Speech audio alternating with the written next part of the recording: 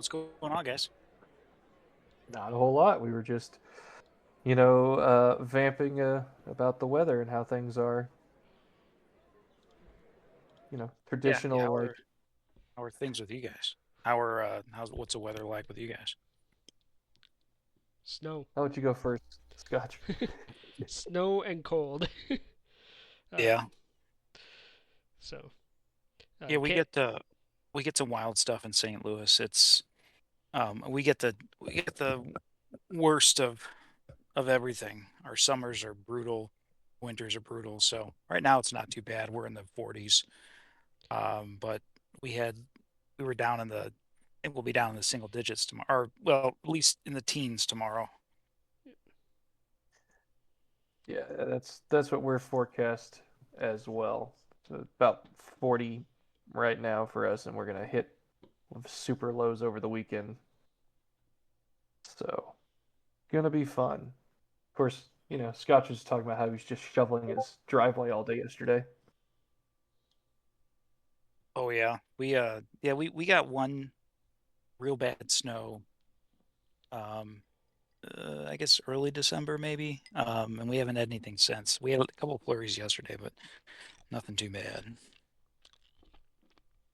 I hate it being cold but not getting snow. Yeah, it's like yeah, you're getting the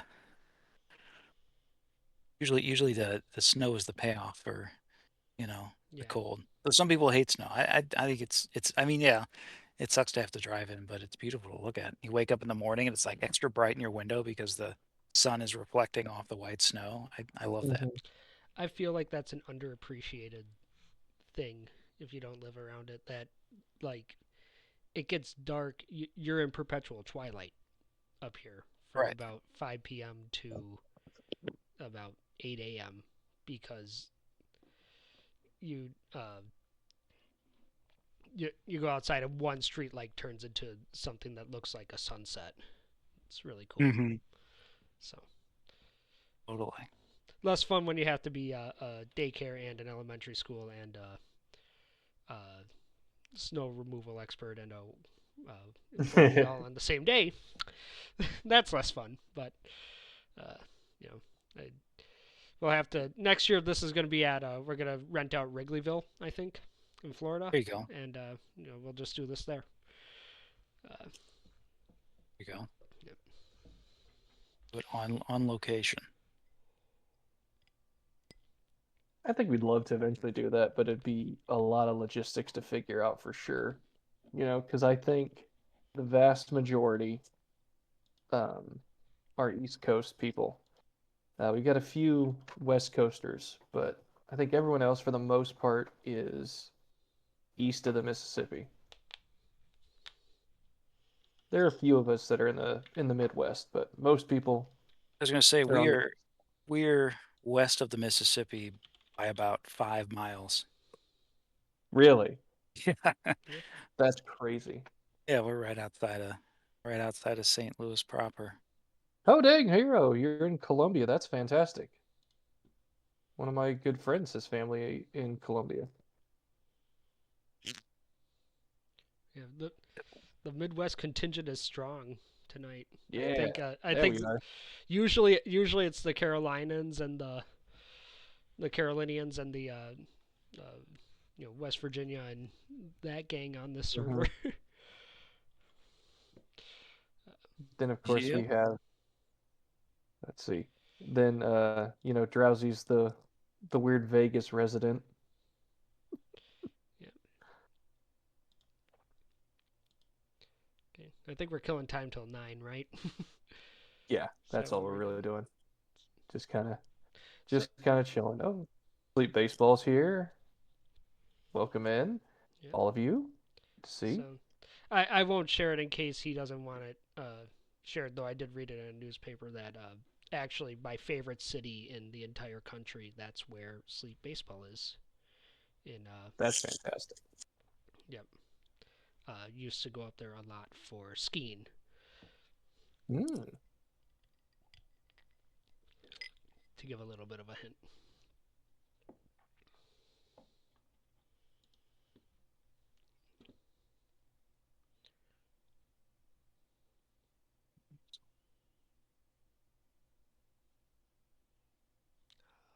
Oh is? I'm boy. looking for tomorrow's schedule.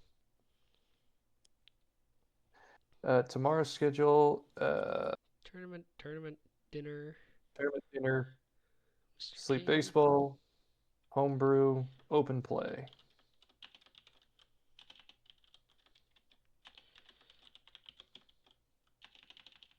I'm It's gonna curious be what is dinner just everybody goes off and does their own thing, or is there some sort of event that goes along with dinner?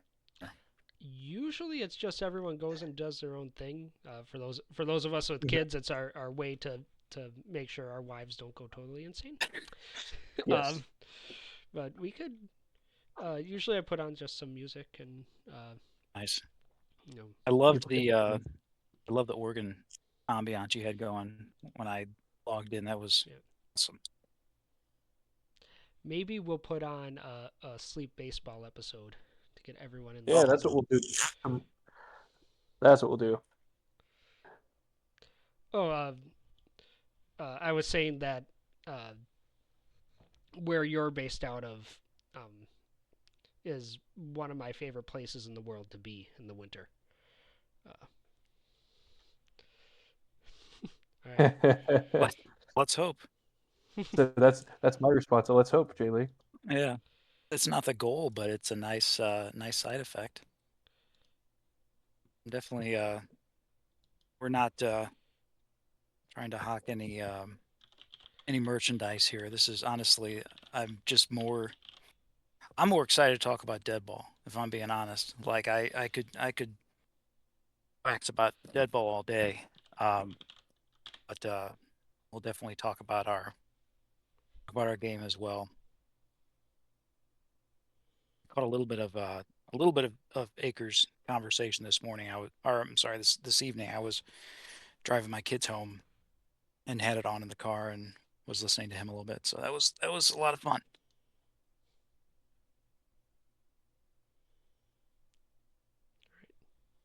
Well, I'm gonna shut up now, and I'll let you and Fear take the floor. Sure. Just let us know when you're recording. And Oh, oh yes, I am recording.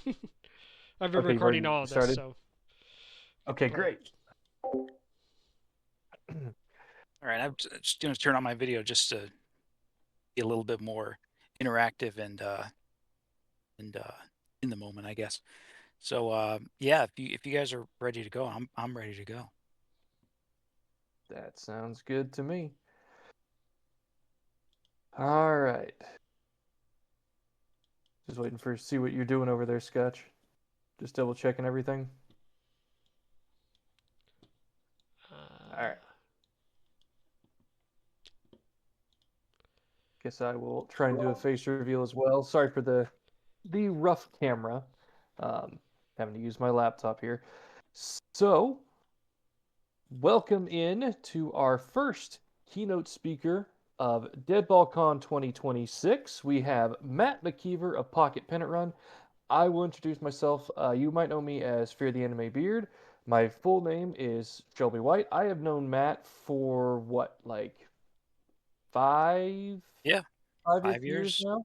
sounds about right. Yeah. Because you started, I think, with the second Reddit league that we did, and then we were in two Reddit leagues together with your co-creator, if you Mhm. will, Craig. He did one where it was, I think, World Series champions, and then we did a draft. And if you were a part of the keynote that we had last year, where we discussed how Deadball Online, as far as tournaments and leagues, has evolved. I told a story about how I was in a league, and every time George Springer came up, I would intentionally hit him, especially in the championship series. It was against Matt's team that happened. It came up to the point where George Springer came up with the bases loaded. It was a tie game. I decided I was going to pitch to him. Springer hit a grand slam, and that's what won the championship for Matt's team.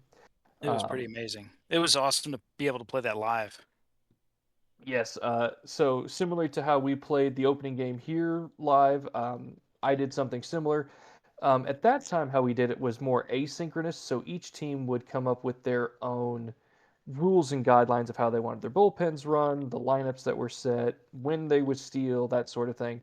And so I followed Matt's rules as I was playing the game out, and then I called it like I was on the radio, similar to how we Hmm. did it earlier. And so that's how that was. It was a great time. Like I said, we've known each other since. I've been he That's when he told me a little bit that he was working on Pocket Pennant Run, and then we've been casually in contact ever since. So, Hmm. Matt, let's. How did you first get into Deadball? Let's start there first. Sure. Yeah, yeah. So before I kind of get into my story, I just wanted to say, uh, thanks for the opportunity to do this. I've been a lurker on the Deadball Reddit page for a long time, ever since um, I joined Craig's League and got to know you, and everything was happening on Reddit, and we were even chatting through Reddit and everything like that before the Discord, I think, and yeah, it's kind of it's crazy to come full circle like this, to have started doing this and playing Deadball 5 years ago, to kind of come back to this group with a lot of things that have changed with our game coming out, and getting a chance to talk about Deadball. I mean, I try to take an opportunity to um, shout from the rooftops how much I love Deadball to anybody who will listen, because it really is what got me into this hobby, and what got me to the point of making my own game, and learning about other games. But I always come back to Deadball as sort of like the quintessential game that that really encompasses everything that I love about tabletop sports. And I wanted to give a shout out to Craig. Craig is here.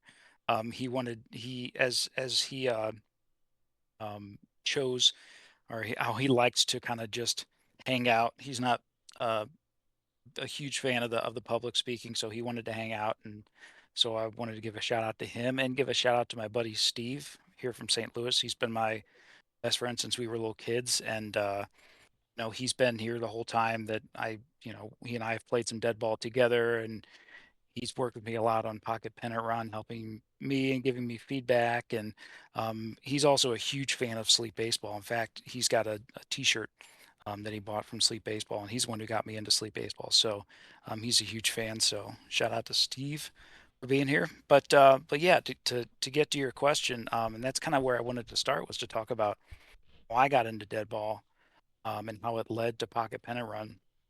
And so I'll talk a little bit about that, and then Shelby sent me some questions that people had asked. I have them here next to me, and I can kind of go through those. And then if there's more questions at the end, I'm more than happy to answer those, or talk Dead Ball or Pocket Pen Run or anything. So to kind of get in the story of how I got into Dead Ball, um, my journey with tabletop sports started during the pandemic. So like in March of 2020, it was just my wife and I and our dog living together.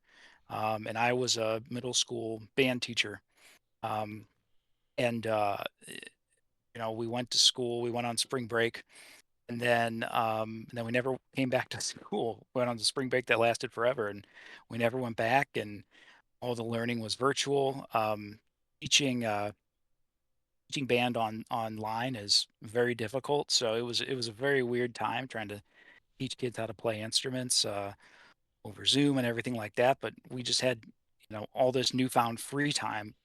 And so we started kind of digging through stuff we had in our basement, and found some board games.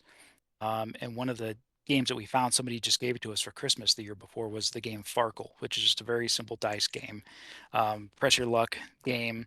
It's super fun, super addicting, but like an insanely simple game. And my wife and I would just play dozens of games like all day, and just sit around because we had nothing to do.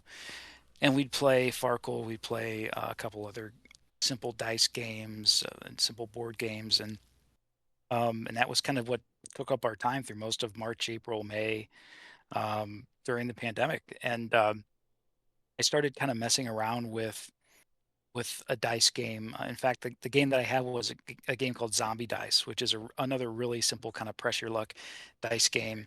And I kind of started messing around with that game, and I would lay out 9 of those dice as if they were batters, and and I'd use different sides of the dice to kind of mimic the different types of batters in a lineup, and I kind of morphed together a baseball-ish push your luck type game out of this game of zombie dice, and I'd make my wife play it along with me, and she'd give me feedback and let me know if it was fun, and it kind of started to develop, and then I got online and started buying some blank dice, and I would like buy little stickers and like put markers on them, and started like actually like you know putting at bat results on each dice, base hits, walks, stolen bases, like different things, and started like slowly like morphing into this dice game where you'd lay out 9 dice and they would run around the bases and stuff like that. And I think the first name I gave it was called Big League Dice, and I know Steve remembers this because Steve and I would mess around, and then it became a game called Small Ball because um, I started kind of messing around with the idea of like creating a game that was pressure luck in the sense that normally with baseball you get the 3 outs and the inning's over, and whatever runs you scored, that's how many runs you get that inning, obviously. But I kind of mixed things up a little bit and made it a push your luck game, kind of like Farkle, or any one of those games where you get multiple rolls. And the idea is you had to bank the runs that you had scored before you got to 3 outs. So it was Okay. obviously very different from the actual game of baseball, but it brought a really unique twist to the game.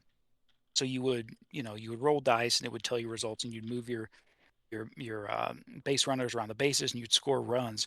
But once you got to 2 outs, or really at any point, you could stop and say, "I'm done. I'm going to bank all those runs," and then the inning is over. But if you got to 3 outs, you would bust and you wouldn't get any of those runs. So Yeah. it kind of made things uh, interesting in the fact that like if you had scored a run or two and you had a runner on first, Hmm. and you only had 1 out, there was a possibility you could hit into a double play and bust. So you had to kind of think about how you wanted to strategize that. And then the other element was each die had different results on it. It's just six-sided dice, and they all kind of had a different combination of results based on sort of the stereotypical batters in each lineup. So your number 3, 4, and 5 had more extra base hits on them. Your leadoff batter had more walks, more ability to get on base, and then your like 7, 8, 9 batters were not very good. So it would play Sure. into you could play it would sort of play into your strategy of like how you wanted if you were at the bottom of your lineup, how would you strategize that, or how would you push your luck? If you've got a couple runs banked and you've got 2 outs and you're getting to the bottom of your lineup, you might just want to say, I'm going to stop and take my runs because this is the kind of the dry part of your lineup. And then you could steal bases, you could sacrifice fly. There were like power ups you could add, like you could bring up pinch hitters that would give sort of like bonuses, like a power pinch hitter or a contact pinch hitter. And it evolved over time. And again, that game became a game called Small Ball, and I started selling that. Well, I kind of started sharing it with friends and people that I knew, and then I kind of got online on Facebook and started kind of looking for people who were interested in sports games. Um, and I stumbled across these sports sim communities, and people were talking about things called Stratomatic and Appa and History Maker and then Deadball, and frankly, I hadn't heard of that stuff. I'm a kid that grew up in the 90s. I'm like millennial. I was born in 1988, so I was just kind of not in that area where these sports simulations were particularly popular. Mhm. So I played with cards and played games with friends where we would have baseball cards and assign values to them and stuff like that, but never a formal board game. So this was all totally new to me and totally awesome. I was like, this is amazing. I didn't know all these different types of games existed, and I started kind of pushing, sort of lurking on those sites for a little while, and then started mentioning my game, and then started selling a couple copies. I would say I sold a number of copies of my game locally, and I would buy all the parts myself and assemble the games and print out all the parts and box them up and and sell them to people around town, and then people online. So I kind of started shipping them around the country, and I think I sold maybe like 50 copies of it. And yeah, and that kind of led to me stumbling across a Deadball league, or maybe I stumbled across the game Deadball first and then saw the league. But so I bought the PDF version of that first edition book and started learning the game, and I started playing by myself. I was playing like I think I played the '82 World Series at one point with the Cardinals, and finished the whole series. And there was something kind of like intoxicating or addicting about like finishing the whole World Series and having all those score sheets in front of you and looking at it going like this is just a totally reimagined version of what actually happened. And that's what really hooked me. And I got super into it and was playing by myself a lot. And then I guess I started looking on it's hard to remember. It seems like it was so long ago, but I guess I started looking online for people who were also playing and ended up finding the Deadball League that Shelby's a part of and Craig was running. And I remember kind of reaching out to Craig, going, "Hey, I just kind of learned how to play Deadball, and I'm interested in joining the league." I remember Craig saying, telling me about it, and then he was like, "What's your address?" And I was kind of curious, and he's like, "I'm going to send you a D16." I'm like, I didn't even know what a D16 was, Yeah. but it turns out that version of Deadball we were playing, we actually used a 16-sided die um, in there for pitcher ratings, in addition Yep. to just the normal RPG dice. And I thought that was really interesting. That because Acres made the game to work with those RPG dice, which goes from 12 to 20, but in order to get that sort of equal incremental movement, that league threw in a 16-sided die as well. So a couple days later, there was an envelope in my mailbox, and it had a little D16 dice in there, and I'd never seen one before. And Craig was like, "Here's all the rules. Here's the Excel spreadsheets. This is where you fill out, when you want your relievers to come in, what pinch hitters you want." And it was a little overwhelming at first, but I, you know, had a bunch of free time, wasn't going anywhere, wasn't doing anything, so I got real into it and started like digging into all of it, and we did that first league, and it was just so much fun. I think we played 3 games a week, and we would log the results online. And I really liked the fact that it was sort of just like just sort of like the gentleman's agreement that you would play out the other team's game the way that they told you to. And Mhm. you turn in your box scores and all that stuff. And I had so much fun sitting there just by myself playing these games. And I just remember, like, having walk off hits and shutouts and stuff, and I'd be sitting at my desk getting all excited and worked up that I was having so much fun playing this game and turning in the results and seeing the standings. And it was just so much fun. And then you'd have guys that would get injured, and you'd have to pull up guys off your bench and stuff like that. And it was just a total blast. And then I think after that first league, I just talked to Craig a little bit more, and I started making my own cheat sheets for the league, and just kind of like condensing stuff from the different charts that Acres made. I was trying to condense it all into one page because I'm such like a type A type, like everything has to be ordered and structured and organized and efficient. I'm like my brain is always thinking like, what's the most efficient way to do something, which I think is why I ended up becoming like a programmer, a coder, because that's just like how my brain works. And I wanted to make like a one-page cheat sheet with all the deadball stuff on it. And I had a lot of fun kind of like just crafting that, like crafting like the tables and stuff and making it very clean and organized looking. And and I think I sent that to Craig at some point.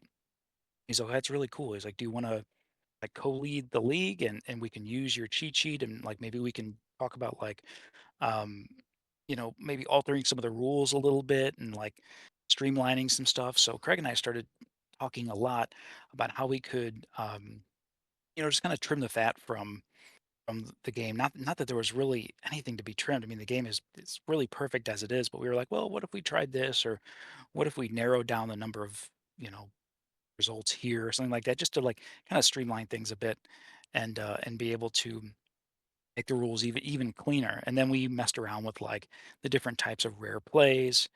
or oddities, I guess they're called in Deadball, and make maybe like narrowing down the oddities to like in-game stuff. So and I still have those original cheats that I made for the league, and I don't know, it was like weirdly cathartic to like just like try to improve upon a game, even though, like I said, it's a perfect game, but like try to like put your own spin on it, I guess. And it was like Hmm. really fun and interesting to kind of put your own spin on it. And it was kind of at that time that I started checking out other games too and looking at other types of baseball games and learning about kind of like some other unique styles of games. Like we always think about the cards and dice games, but there are some other really interesting baseball games out there. Like there's one, I think it's just called the baseball card game. I think it's a what is it? The guy who makes Back to Basics baseball. I can't think off the top of my head, but um, they use a deck of cards as their randomizer as opposed to dice. It's a deck of cards, and you could have as many decks of cards as you want. Once you ran out of them, you would just shuffle them every half inning, and you'd the um, flip the cards, and based on like what club, or sorry, what suit it was or what number it was, that would trigger results on the charts. And I thought that was really interesting that you would use cards as your dice in that type of game. And then there was a game called what is it called, like something like Fast Innings or something Innings, and it was like a 9 card game. Like it was like a micro game, basically. It fit in this little pack, and the whole batter pitcher interaction was a game of rock paper scissor, where like you would just rock paper scissors shoot, and based on like what your result was, if you had rock and the other guy had scissors, it was a base hit or a strikeout or something, or maybe it was like balls and strikes. I can't even remember, but it was just a really unique mechanic that I'd never seen in a baseball game before. So started learning about all these different games and different ways that they do things, and thinking how cool it was. And then kind of like with small ball, where like just like an idea just started sort of percolating. That's kind of how Pocket Pennant Run kind of started happening, as it sort of started percolating, and ideas started coming together, and I'd take little pieces of games here and there, Deadball being a strong influence on kind of some of the ideas we had for our game. And Craig and I started talking more, and I started sending him some charts of some ideas that I had. And I mean, we spent, at that time I was still a teacher. And I guess probably by that point it was 2021, and it was maybe the summer of 2021. I'm trying to remember, but being a teacher, I was off in the summer, and Craig was retired, so he and I would just chat online all day and just trade ideas back and forth and just come up with tons of iterations of these charts and ideas of how to create a game that was really simple. And just like we had done with those dead ball cheat sheets, like kind of trim everything away that was unnecessary and boil it down to just the most essential things for a baseball game that was still a simulation, that would still play with realistic results, but that only required a couple charts. Everything could sit right in front of you, really small footprint on the table, and that the rules could fit on like one sheet of paper. And I tried to stick to that for a. I've stuck to that with all the different versions of Pocket Pen and Run. I've always said, like, if I can't fit the rules on two sides of one piece of paper, the game's gotten too complicated, or I need to like tighten things up a little bit and make stuff more concise and more clear. Because I know personally for me, Craig and I talk about this a lot. We'll see online folks who have their setup for their games, and not just baseball, but any sports simulation game, and it's literally like 8 charts sitting around them, and it's like a whole spread, and it goes across their whole table, and the game kind of just moves at a real slow pace because you're constantly having to consult charts and look up things and flip to different pages, and you know and that's not to say that these some of these games aren't great that do all this. And it's like that's why those games are great, because they get the minutia, and they get the granular information because of all those charts and all that lookup and stuff like that. but it moves at a slower pace, and that's just a trade-off. That's some people like to move at that slower pace and really break down every little at bat and every little decision. Like if you're trying to steal a base, what is the pitcher's pickoff rating? What is the runner's jump rating? Let alone their Mhm. speed, jump, and the catcher's arm and stuff like that. And there's you could break it down into the smallest little details, and some people really, really, really love that. But for me, I don't have the attention span to take more than an hour probably for a game before I start getting antsy. I really like, I mean, a half hour, 45 minutes is kind of my sweet spot, and that's what I loved about Deadball is that you can play a game in half an hour, and every player, you didn't have to have a bunch of different stats about each player. You had that, you have that swing number, their batting average, their on base, those 2 digits, and then you've got the qualities about them like, power, defense, stuff like that. And, it was really boiled down to where you could create your own players very easily or convert baseball cards to player ratings in a matter of seconds. And you could put all your ratings and fill out a score sheet, in a matter of minutes and be playing. And you just have your score sheet. You can have your charts in front of you and a pencil, and that's it. You might have your book with you. I got my books back here. You might have your books, just to reference stuff, but they're all there, and it's just right there in front of you. And I love that. And I could take the book with me. And I also was just so fascinated by in the books all the essays that Akers included, and all his the Cooper River Chickadees and all that stuff, and like all these teams that he made up in the Pennant run and stuff like that. I just thought it was so cool, and I loved it so much. And oh, I forgot to mention, I've got my dead ball coffee mug right here. I've got my hat upstairs too. I forgot to wear it, but wanted to shout that out.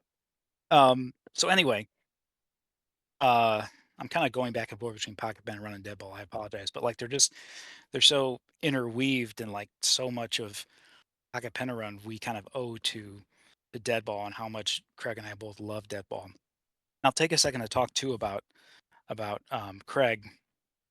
Uh, Craig is, in addition to being a incredibly nice guy and a very good friend that we talk almost every day for the last 5+ years. It's crazy to think about, but he's a wonderful programmer as well.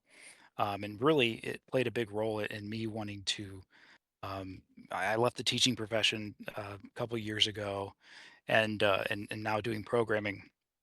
And seeing Craig, the cool stuff that he was doing was a big inspiration for me for that as well. And Craig was writing these really interesting applications that could fill out score sheets for dead ball, and that's kind of how I was introduced to what he was doing.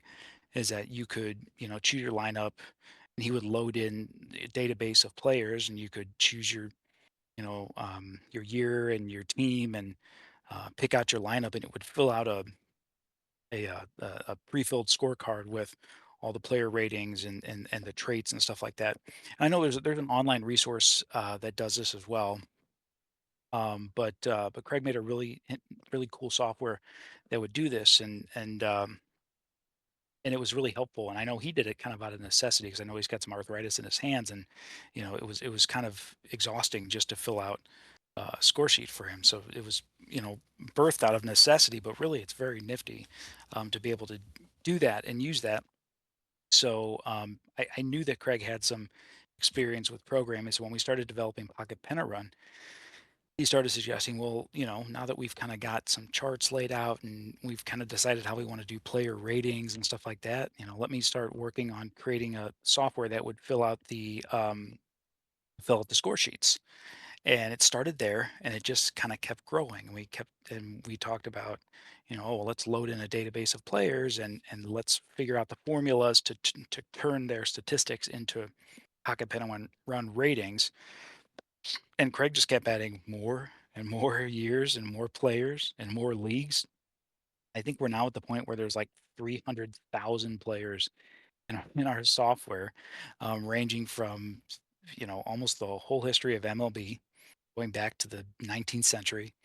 um, Korea, Japan, Cuba, um, the All American Girls Professional Baseball League, Negro leagues, and that's all a testament to everything Craig's done to to find all these databases of players and to convert it into our ratings and get it into the software. So the software is now kind of the cornerstone of Pocket Pen and Run, and it really is kind of the preeminent, you know, tabletop sports companion, PC companion out there. I don't think there's any software that can rival the number of players and the number of he also added the ability to take uh, to pre-fill scorecards based on games that happened in real life. So you could just literally look up a date in the history of baseball, and it would fill out the lineup card for you and tell you which relievers were used and everything.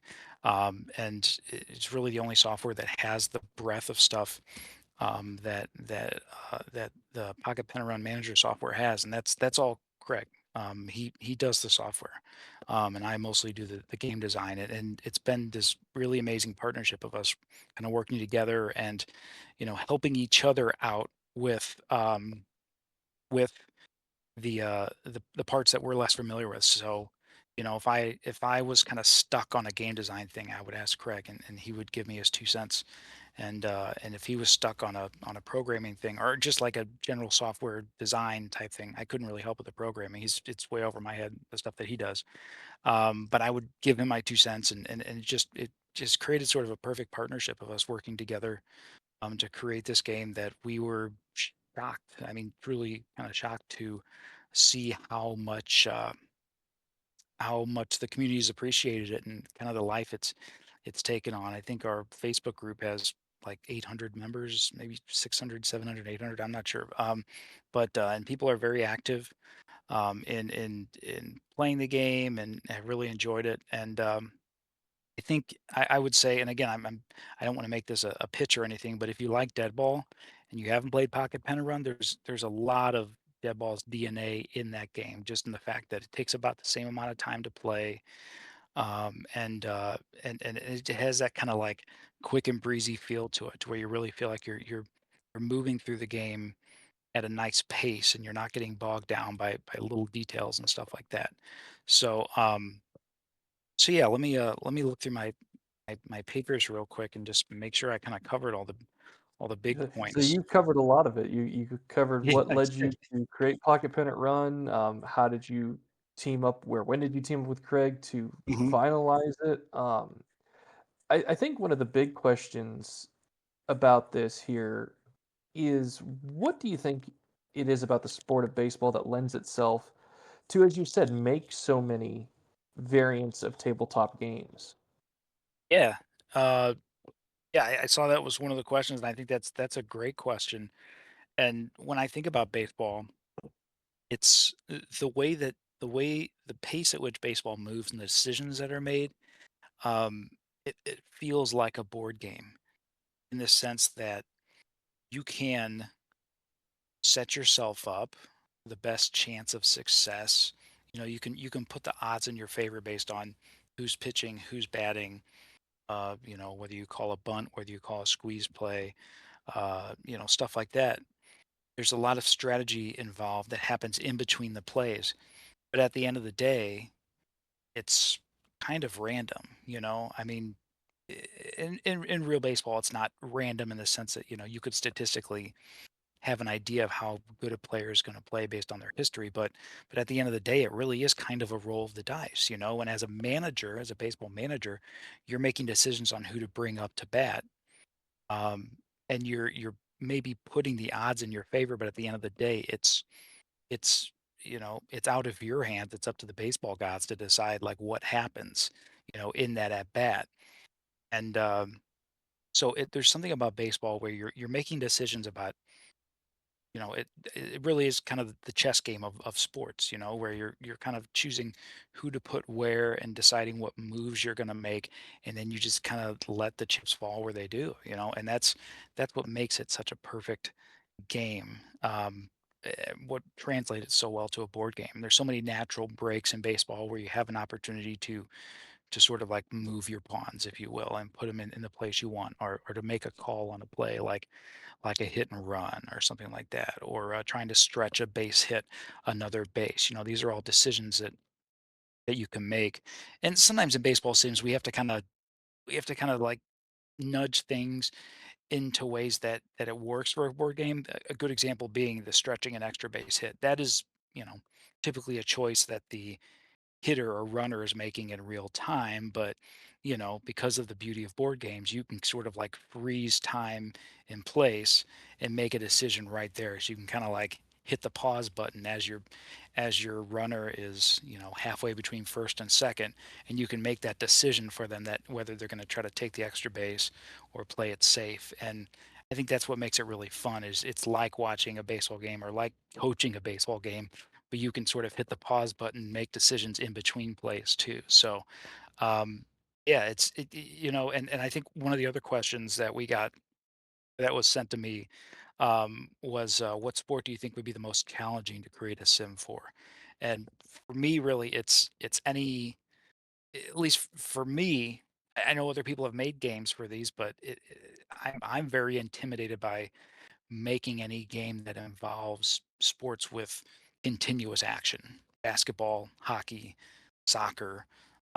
Football has breaks. You're calling each play, so it kind of has natural breaks in it as well. But those fast action sports, I think it's really amazing, the games that are out there that can replicate sort of the speed of hockey and basketball and soccer and other sports like that have that nonstop action, because there's not that opportunity to kind of like stop in the middle of the action and make a decision. All the players are kind of making decisions on their own in real time, and it's just very like spur of the moment stuff. So, and I know you can make decisions in basketball about formations and stuff like that. I'm not a huge basketball fan. I'm not trying to pretend like I know what I'm talking about, but I think those games are the most challenging, the ones that have all that fast pace and fast action in them. Like, I don't know how it's done, and I'm really impressed by anybody who does that. I think it's way easier, honestly, and way more achievable to try to make a game that has breaks in it, where you can make those decisions and stuff like that. So yeah, that's why I think baseball is kind of the perfect game, and why there's so many out there, because it just lends itself so well to the tabletop. In that same vein, how do you make it to where your specific baseball sim stood out in the market that we have said is just flooded with baseball games? How did Right. you make yours stand out to get the success that you have? Um, I think uh, I think there's kind of two things. I think one, um, is the software. I really think, Craig's work on the software and just the breadth of data that's available to you when you purchase the game. I mean, you can purchase the physical game for like $25, or the PDF for what is it, 15 or $20, and you get the software with it, and you get every player. So all of a sudden you have 300,000 players to mess around with. And like I said, I don't think that's been matched anywhere. And I think everybody's always commenting like, this is an incredible value, because most games you have to buy individual seasons, which is also why I really love Deadball, that you don't have to buy seasons. You can create your own, all the stats are right there. You just convert them um, into the ratings that are needed for Deadball. So I really appreciate that as well. Most games out there, you have to buy individual seasons. So you'll buy a card pack of, the 72 season, and it might cost you 20 or $30 or more to buy that season. And you buy one season at a time. And that gets pretty expensive pretty quick. So, the ability to have all the seasons, basically, of a number of different leagues, just from purchasing the game for 20, $25, is pretty unmatched. And people are always like, you know, like, why don't you guys charge more for this? Like, you're really providing a lot more than a way, way, way more value than a lot of other games are. And for us, the reality is like, knew early on that we weren't going to quit our day jobs doing this. You know, I have a life, and I appreciate the stability of having a regular job, and I don't. I also think this market is just maybe a little too niche to like quit your day job to just do this. Now they're the bigger companies, your APAs, your Strats, your Play Games. They're able to do this and to make it a full time thing because they have tons of different sports and games and history behind it and stuff like that. We don't have that. We just have really just one, two games, I guess, right now. So, you know, we knew that this wasn't going to be like some incredible, financial endeavor. So we were just like, let's just make as much available to people as possible, make it affordable so as many people could play it as possible, and just try to have make a little bit of a wave in the community. And that first batch of games we bought, I think Craig and I bought enough supplies for like 50 games because we were early on we were assembling the boxes ourselves and buying the boxes and buying the dice. And for a while I was packing them and shipping them out, and then I got too busy and Craig was like, I'll pack them and ship them. So he and his wife were packing them together and shipping them out, and we were nervous about whether we were going to sell those first 50 games. And I mean, at this point, I think we've sold probably a couple thousand games at this point. I think we've sold over 1,000 copies of the physical game, well over 1,000 copies of the print and play version. And we've got game mats and score books now and stuff like that. And now we use a service called the Game Crafter to produce our games, and all the games are printed on demand. So when somebody orders them, the game crafter prints the box and assembles it and sends it out. So, they take a good cut of it, but it takes that stress off of us of having to assemble each game. But so so long-winded answer to this, but I think the software is one piece, and I think the other piece that makes the game unique is the speed at which it plays, the ease at which it is to learn it, the small footprint, all of those things wrapped up in a game that actually, you would look at it at the surface and go, there's no possible way that this game gets realistic results based on how basic it is. But Greg built simulations that will play through full seasons of our game, which was incredibly helpful in the development process. And we look at the final standings, and they would be remarkably similar to what happened in real life. And that's kind of what you're going for is you don't want it to look exactly like the final box scores did. That's not fun, or the final standings, but you want it to be close enough that it's realistic. And when we would look at those final standings, when we would run a full season worth of simulations, we go, wow, that's pretty close. And players are playing the way they're supposed to. And, the guys who end up at the top of the list for wins and strikeouts are the guys you would expect to see at the top. And we were as shocked as anybody how accurate the game ended up being. Because if for those who aren't familiar with the game, each player is rated on four categories only. For batters, it's um, uh, batting, which is kind of a batting average type thing, power, uh, speed, and defense. And then pitchers are rated on just a pitcher rating, which is loosely based on ERA, control, their defense, and then they have a fatigue number, which is, inspired by kind of how Deadball does their pitcher fatigue and stuff like that. Um, but in the sense that like once you reach a certain point, you start losing your effectiveness. Um, and within those four ratings for each, I guess pitchers really only have three ratings and a fatigue rating. But within those four ratings, there's only four shades: A, B, C, and D. A being best, D being worst, and that's it. So you're not looking at a ton of variation. It's 4x4, right? So, um, most and I look on our board game geeks page occasionally, and I kind of read through reviews, and there are tons of reviews of people saying it's too simple. Like, where's the substance? Like, this seems way too basic to be something that could be accurate or real or enjoyable. But for some reason, the engine works, and and it was kind of a freak thing. But like I said, we look at those final results, or we see people post on our Facebook community, the results of their seasons or games and stuff, and like things look real. Box scores look accurate. Guys are playing the way they're supposed to. League leaders in home runs are the guys you would expect to be league leaders in home runs, and it just works. So I think that's really what it made our game unique is that it's getting realistic results or realistic enough results for how quick it is to learn the game, how simple the charts are. It's really just like six simple charts and then like two additional like strategy play charts.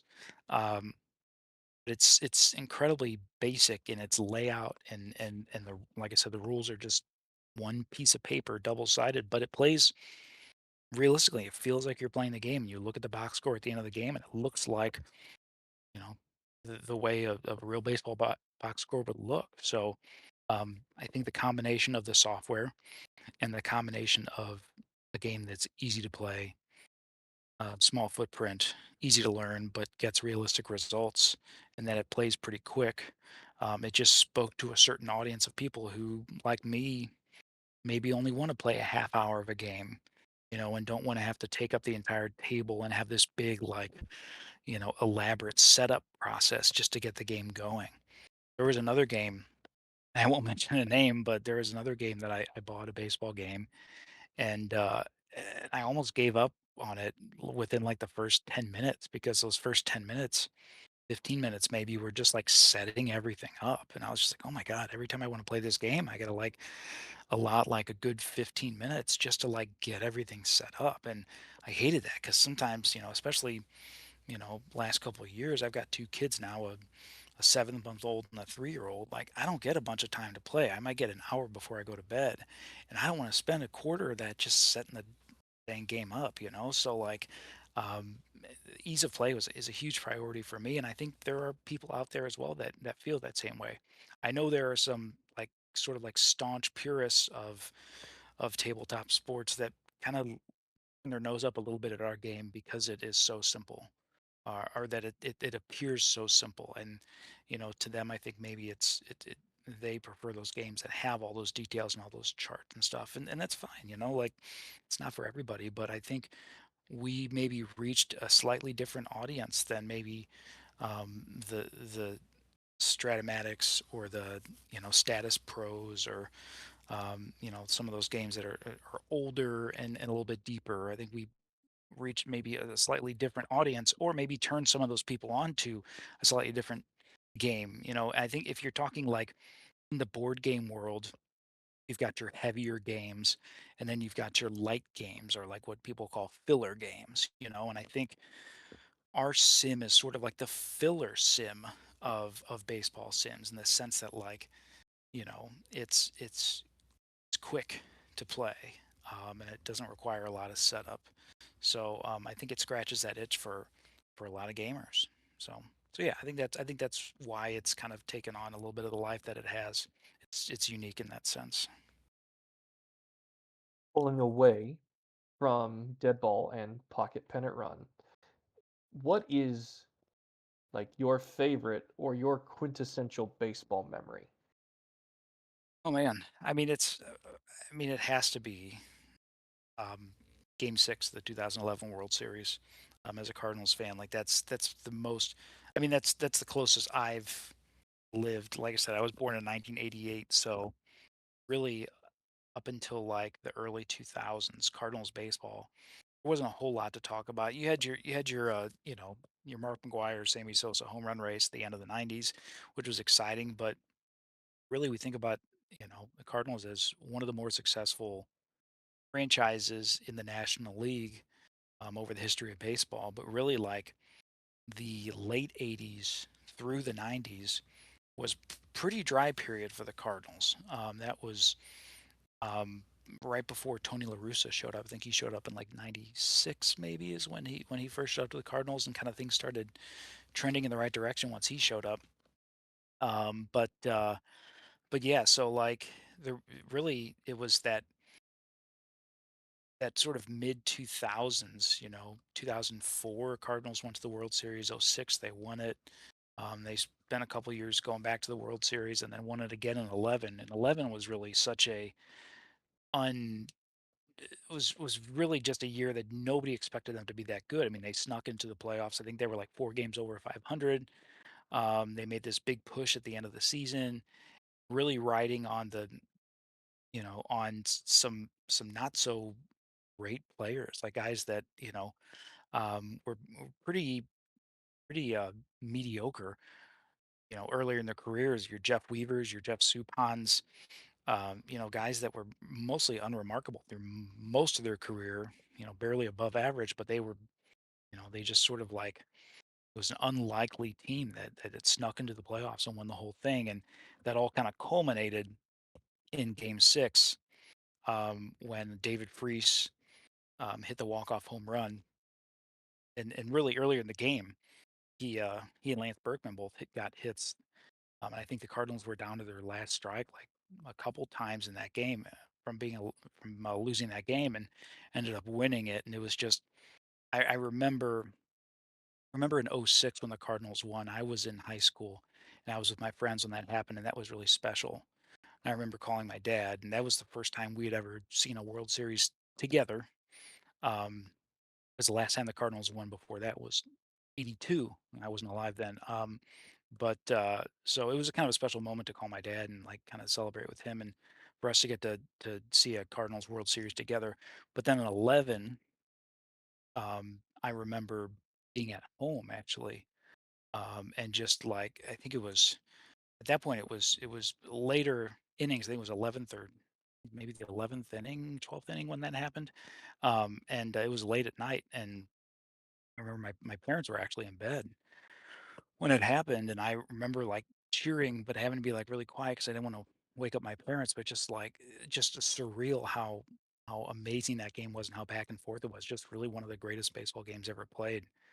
Um, so yeah, and just the fact that David Freese was and continues to be a hero in St. Louis really for that singular game.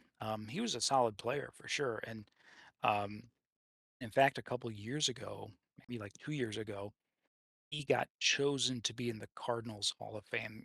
Most teams kind of have their own little Hall of Fame, and he was chosen to be in the Cardinals Hall of Fame, and he actually turned it down, which I think is a true sign of his selflessness as a player, because he was like, "Look, it wouldn't be right for me to be, in the same conversation as Ozzie Smith and Stan Musial and Lou Brock and Rogers Hornsby, and Bruce Sutter and these true legend Hall of Fame players." He's just like, I don't belong here. He's like, I had one really good game, um, and uh, and for the most part was kind of a mediocre player. And I mean, I think all of St. Louis was a little bit bummed that he didn't accept the invitation, but again, I think that speaks to his selflessness and how he was a very selfless player and how much he's been involved in the St. Louis community and charitable work, and just an all around good guy. And I think he actually had some early in his career. He had some troubles with uh, with substance abuse and really turned his life around. So just overall, just he's a legend in St. Louis, and that game was just such an iconic moment. Um, and it was cool to have Joe Buck make that call, and he actually references one of his dad's calls, Jack Buck's calls, and he says, "We'll see you tomorrow night," which was his dad's call, and he uses it on that call when Freese walks off, which was pretty cool too. So kind of the father son um, broadcasting thing. So just a lot of cool um, things culminate in that one game in that one moment, and it just kind of goes down in St. Louis sports lore as one of the best games ever played. So that was probably my greatest baseball memory. Okay. For those of you in the audience, we've got a little bit of time left, and we'll see, how much Matt can give us afterwards. But we got a little bit of time right now in case any of you in the audience have some questions that we want to pitch to Matt at the moment.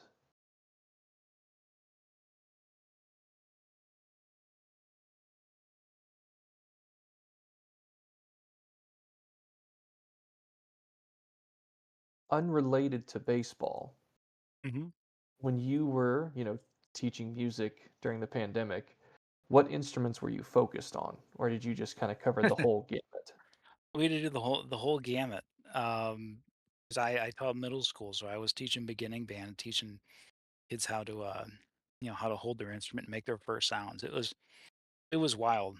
I look back and it was kind of a interesting, innovative time because we were really, building the plane as we were flying it, trying to figure out how to teach music online, as we're all teachers, not just music teachers, but all teachers. But it was weird the things that you would encounter that you would never thought about. For example, like um, if I was teaching, say, a clarinet class, or really any one of the instruments that you hold with two hands, you had to really think about what you were looking at because it's very possible that a kid would put their hands in the wrong place or put them in the wrong spot and they were backwards and you couldn't tell because sometimes the screen's mirrored and like so it was you had to pay attention to weird stuff like that, like making sure that the wrong hand wasn't on top or they were holding things that you couldn't things that you could very easily see in person but you couldn't see online.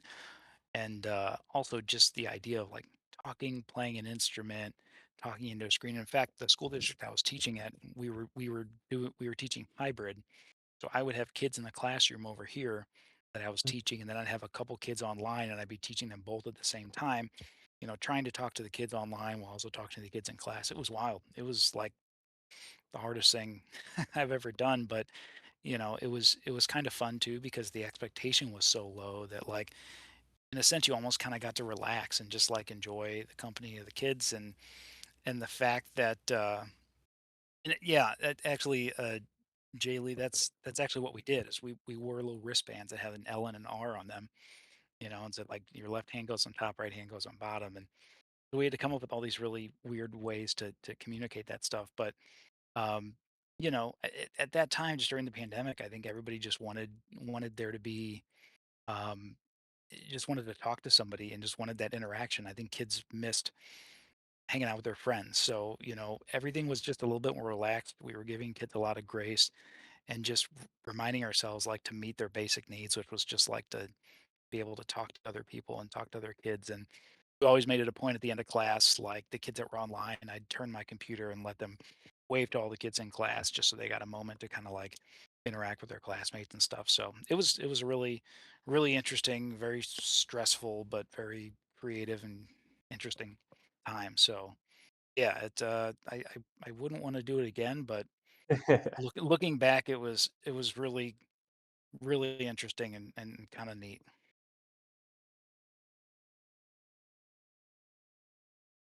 Yeah, I'm just looking through the comments here. I haven't been following um the comments, but This is a good question from Hero. What is the one thing with Pocket Pennant Run that you guys decided not to do or use because it would make the game more complicated than you wanted? oh, there was actually quite a bit of suggestions that people threw out there. I'm trying to remember some of them off the top of my head. Some of them we caved on, like people wanted to when you were stealing a base, people wanted to take the catcher's arm into consideration, but we ended up doing kind of a strange way of doing that. We would use the catcher's defense rating, which I look at that and go, I don't know. I mean, I guess you could make the argument that if a catcher is a good defensive player, that might translate to having a good arm. Mhm. Not necessarily, I mean, I grew up with Yadier Molina, so to me, I was like, oh, you mean good defense means you throw runners out, but that's not always the case. So, um, but that's how we kind of fudge that in there by using that. Just go like, okay, that's kind of another level, but I think of other things. Craig would probably think of some that people suggested.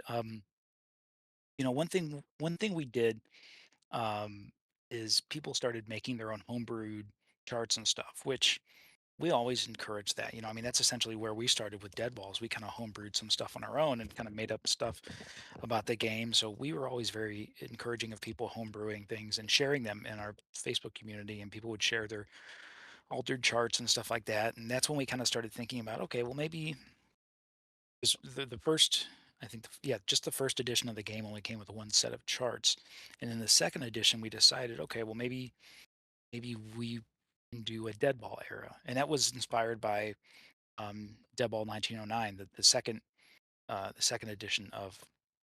I think that was the second book that Akers released after the original was the Deadball It book, was, yes. It and was the yeah. right, and he altered his charts, to fit more of the Deadball style. So, I'd be lying if I said that that wasn't basically exactly what we did as well. We looked at the Deadball era and tweaked our charts to create Deadball style charts. Um, and basically we just took the cards that came with our game, and one side was we just called it modern era, really anything after Deadball era. So we had modern era and Devil era, and that's it. And there were people who were like, "Well, why don't you have like a '90s like steroid era, or why don't you have like like the '70s where I think there's some other era that they kind of called like the second Deadball era. I can't remember what it was. But why don't you have one for every different era of baseball?" And it was like it just got to be too much. Like that's just too many charts, Mhm. So we were like, let's just do Deadball modern. Just try to keep it simple. Um, and that makes me think of something else as well. One thing that we kind of we had to make a decision on with the game was rating players, uh, how we would rate players across eras. So, like for example, if you're looking at the Deadball era, the league leader in one of those years, 1909, 1911, whatever, the league leader in home runs might have had like 7 or 8 home runs. But if you're in the late 90s, the league leader is going to have 65 home runs, right? So how do you account for that, across the different history of baseball? You can't just say, "Oh, well, if a guy had 30 or more home runs, then they have A level power." Because that doesn't apply across the whole history of baseball. So then we started thinking, okay, well, why don't we make, again, kind of go back to these different eras and have different criteria for different era? But then we're like, well, who are we to decide what the eras of baseball are? And like, that's a lot of work to like try to come up with different sort of like categories for each era. And again, it just started getting more and more complicated. We're like, "Man, I don't know if this is going to work." So what we ended up doing, and this was sort of a conscious decision we made that has both pros and cons. So what we did is we just took, we basically rated players based on all the other players that played in that season. So if we look at 1998, where the league leader had 70 home runs, and you had multiple guys that were in the 50s and 60s, what you would do is you would just take every player and sort them by home runs hit, most on top, least on bottom, and you would break it into 4 chunks. Top four are the top 25% players who hit the most home runs at A rating, B rating, C rating, D rating. And we just did that for every season and just coded that in to the software to just break all those stats, put them in order from least to fewest, or in the case of like fielding percentage, highest to lowest, and then you just broke them into quadrants and groups and fourths, and then just rated them A, B, C, D. So that allows all the players to have accurate ratings. So the in 1909, the guy that had 8 home runs, he's going to be A rated power. Then in 1998, that player with 8 home runs would be probably D rated. So it worked like that. Problem with that though is that when you go and actually like sim through a whole season, that guy who had 8 home runs in 1909 is going to hit the same roughly. If you're going by law of averages, that guy's going to hit about the same number of home runs as guy who hit 70 home runs in 1998. And is that accurate? No, not at all. But what it allows you to do is play teams across eras. Um, if you're going to sim cross era teams over the course of a season, then yeah, the stats are going to look totally wacky.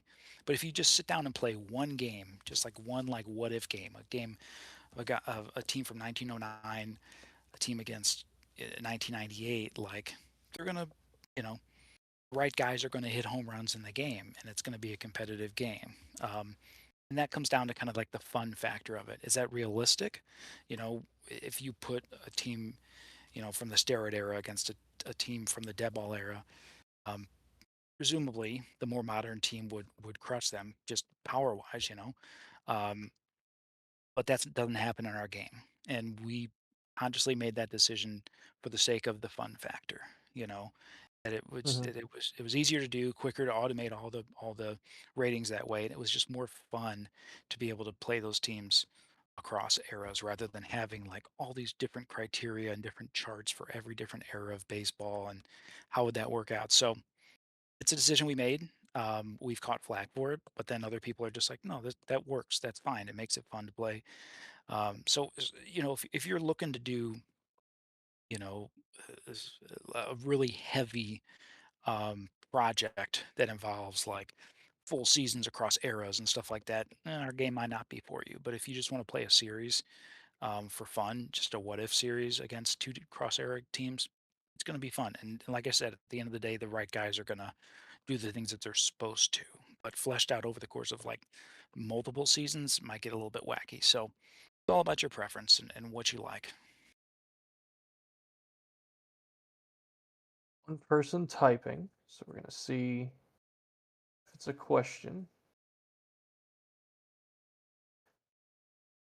Uh, RayZ426 says, I don't know if it's unique to Pocket Pennant Run, but I like how the pitcher batter matchups are handled as far as righty righty, lefty lefty.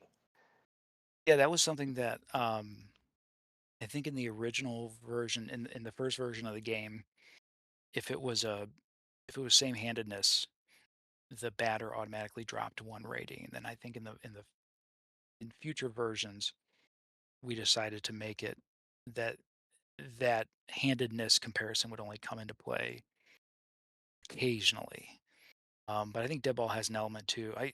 Hmm. Admittedly, I haven't played Deadball in a little while. It's just I've been, life and kids and whatnot. But I know that there is a righty lefty or handedness advantage.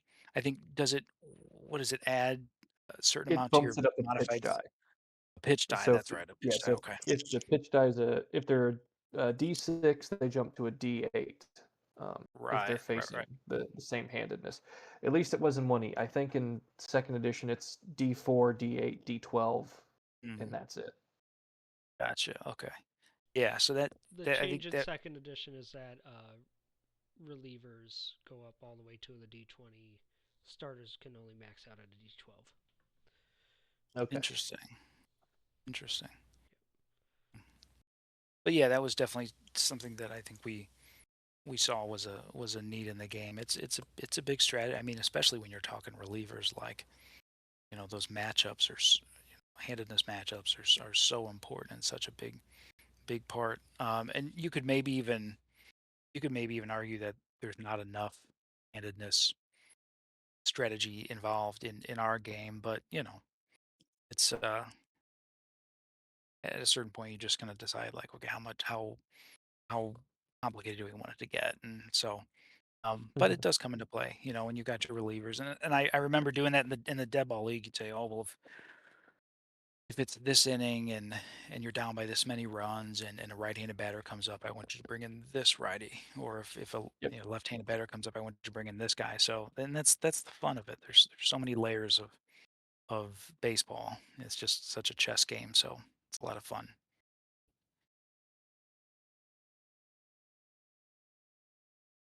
We're gonna see what Rays has to say, and then I think, yeah, it does come playing just enough in Pocket Pennant Run, he says, which is good. Means you made a great game. Thank you. It's like I said, I owe so much of Greg and I owe so much of what we do to Deadball. I was telling you the other night, I've got Deadball Junior here, and my kid's name is Hmm. actually in here. I backed the Kickstarter. He's on the which one was it? The Muskegon Purple Dragons. He's batting leadoff, first base, and he's speed plus, which is funny because he did not get any speed genes from his parents. So I, I think when you did the Kickstarter, you had the opportunity to kind of like give some suggestions on what your player might be, and I don't think I put anything. I just said, do whatever you want. So, but I love that idea, and I like I said, my kid is 3, and I just count down the days till he's old enough to be able to play dead ball, and I want to get that big ass mat that Acre Hmm. sells that you can like The put big the old cards flag. on, and you can, yeah, I can't wait to get that, and I hope that my kid likes to play it, because I think that the junior game just seems is just such a brilliant idea. And I forgot to mention too, that first game that I made, the small ball, we actually Hmm. re-released it. I actually have it sitting right here. We re-released it, sort of like rebranded it and made it its own game. And Yeah. it's still the original game, um, Hmm. the way that I had designed it back when it was Big League Dice, but now it's got little avatars and characters, and it's a nice companion to Pocket Panorama. So they both kind of look the same, have the same kind of feel to them. So one's kind of the kids Yeah. game, and one's the Sims. So when I It- saw Deadball Junior, I was like, yeah, that's kind of like the Deadball's version of Small Ball, like the kids game. I think that's a really cool thing, and I know that that Stratomatic did the same thing. They made like Strat Express or something, which is supposed to be for kids, and it's mhm. a lot quicker to play and stuff. So I thought that was really cool. That Acres made that kids version too. As a So little on sneak that peek note, into is tomorrow night, uh, that's what I plan on talking about for my homebrew. Is this year I played my 4-team season mhm, using a modified version of Deadball Junior. And then we did It's the awesome. Macabre baseball tournament using Deadball Junior as well, with yes. some tweaks. So Actually, I played around with making a kids version of Pocket Pennant Run that was just like simplified charts, kind of like you did with Deadball Junior. And I wanted it to be like I wanted it to feel like The Sandlot, like the movie The Sandlot, kids playing on The Sandlot, Hmm. like some of like the rare plays where like a dog runs on the field and steals the baseball, or you hit the ball over the neighbor's fence, you hit it into the beast's mouth or something like that. So, and then if there was like one of the possible outcomes was a disputed call, since you're playing with your friends and there's no umpire, and the game would come with a quarter, and you would flip the quarter. So that was I still have all the sketches for that, and I always kind of wanted to flesh that out, but just make it feel like it was truly like, or you could even make players that are like, the crosstown rivals. They show up in their gang on their bikes and stuff. Like, just, I mean, basically like turn the movie The Sandlot into a board game. So Hmm. that's always in the back of my mind of doing something like that. Is Small Ball available for purchase on Game Crafter? Yeah, yeah. If you go to pocketpenarun.com, well, yeah, pocketpenarun.com has that game on there. But yeah, if you go on the Game Crafter, and search for Small Ball or Pocket Pen and Run, they're both on there. Um, I haven't we released this quote unquote new version of Small Ball, I guess last year, and there wasn't a lot of pomp and circumstance about it. It just kind of put it out there. I always wanted to get that game like remade and make it look real nice. So Hmm. we haven't sold many copies of that game. I also think just the fact that it's not a sports sim, it um, doesn't quite reach that community quite as well. But if you've got kids, it's a real easy game to learn. It's a lot of fun. You can play a full game in like 20 minutes.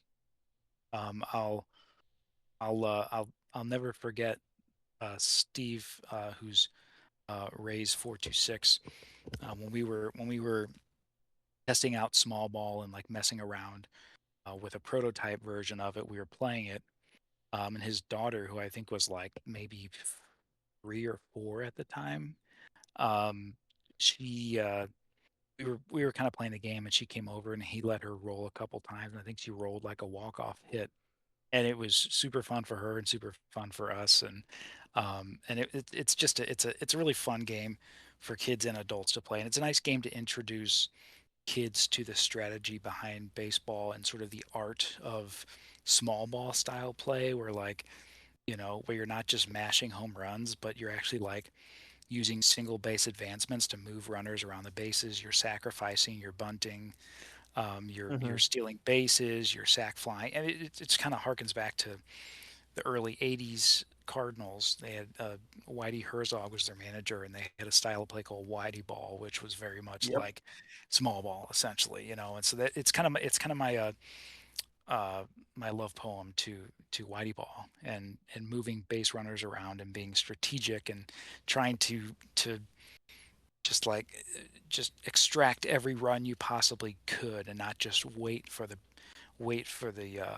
big home run to come, but you had to scratch and claw for every run, and you might and then have great pitching to get you through it. So and just like slap the ball around, bounce it off the AstroTurf, and like and let Ozzie Smith and Vince Coleman and Willie McGee just run like wild and play great defense. And that's a brand of baseball that I love very much, and that kind of comes out in small ball. So I don't know if you saw in chat, but Mr. King is saying that we'll have a collaboration, sleep baseball in pocket, and think I would Ray's love. will I be mean there. that would. I mean that would be. I mean that would be amazing. I mean, I'm like starstruck just by the by the thought of it. But yeah, I definitely plan on tuning in tomorrow night to catch the talk about sleep baseball because it is really something special that I love to listen to all the time, and the production value is just through the roof. I love it. It's fantastic. I've tried multiple times to stay awake long enough to listen through all the lineups and try to put together rosters, and Yeah, Hmm. it's a hard it's one. it's way too soothing. It's like it's like baseball fans' version of lo-fi study music. Yes. Yeah. It's fantastic. So anyway, well, I appreciate everybody coming. It's again, this has been such a unique thing, and I know you guys are recording this, so it'll be out there for folks to watch. But thanks for putting together this event. I think it's so cool. I can't imagine how cool it is for Akers to see his game kind of take on a whole life of a community, and I'm sure it's very special for him as well. So yeah, congrats on putting together like a really well organized and very very nice presentation here. Thank you. Appreciate Right? that. Yeah, We've worked hard, and it's only thanks to people like you and everyone else in the Discord who are willing to show up that we were able to make this happen. totally. All right. Well, that is going to wrap it up for tonight's keynote speaker with Matt McKeever of Pocket Pennant Run. Thank you again so much for your time. If Thank you. anyone else would like to continue to hang out here, you're welcome. We've got all of our game and voice channels. You're welcome to play Deadball, Pocket Pennant Run, anything that you feel like. Officially, the con concludes now, but we are getting ready to tomorrow. We will start at, let's see, looking at the time, 5 p.m. Eastern. That's 4 Central. You can do the math the rest of the way through the country with the opening round of the Deadball tournament. Currently, we have 5 teams, but we're thinking about adjusting that just a little bit. So, thank And you if all you for want to joining us play tonight. there, And please still you can do yeah, it. yeah.